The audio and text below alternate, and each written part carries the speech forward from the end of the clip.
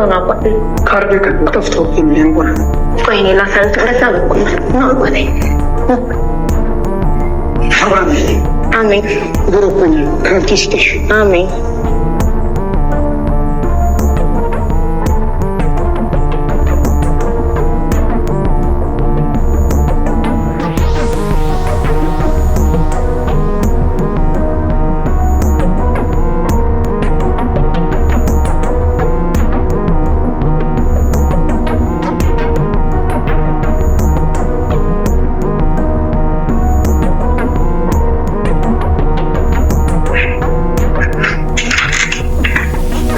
እግዚአብሔር ይስጥሽ።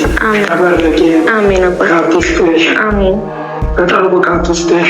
አንቺ ታሞብሽ ነው። ባለቤቴ ነው ታመመ። እግዚአብሔር ይማርልሽ። አሜን። ገብረ መንፈስ ቅዱስ ይሁንለት። አሜን አባቴ። ያስተካክልልሽ። እንዳፎት ያደርግልኝ አባቴ። አሜን። እግዚአብሔር ይድንልሻል። አታስቢ። በቃ አባባ እሷን አናግሯት። እግዚአብሔር ይማሮት። እሺ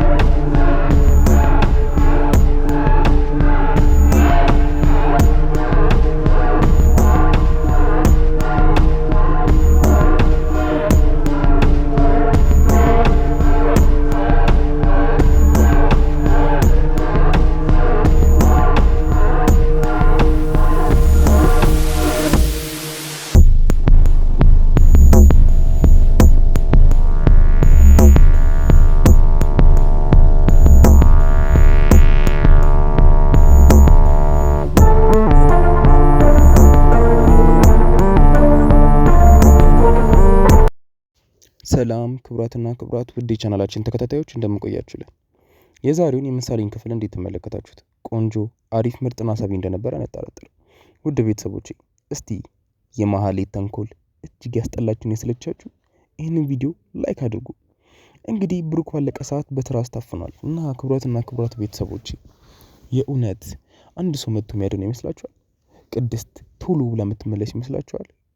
ቆይ ደግሞ ወደ ኋላ ስንመለስ እነዛ የመጡት ሽማግሌ የእውነት ካርድ ክፍሉ ጠፍቶባቸው ወይንስ ደግሞ ሆን ተብሎ የተሸረበ ሴራ ነው? እናንተ ውድ ቤተሰቦች ምን ታስባላችሁ? እዚህ ነገር ሽማግሌ ሆነው በአረጋዊ ሆነው እንደዚህ አይነት መጥፎ ሐሳብ መጥፎ ሴራ ይመጣላችኋል ብላችሁ ታስባላችሁ? እስቲ ሐሳባችሁን ኮሜንት ላይ አስቀምጡልኝ ውድ ቤተሰቦች። እኔ ግን በጣም አስገርሞኛል። ልክ ለእሳቸው ካርድ ክፍል ለማሳየት በሄደችበት ከኋላ ገብታ እንግዲህ ብሩኬን አፍነዋለች እና ደግሞ የልብ ማሽኑም ሲጮህ ተስተውሏል።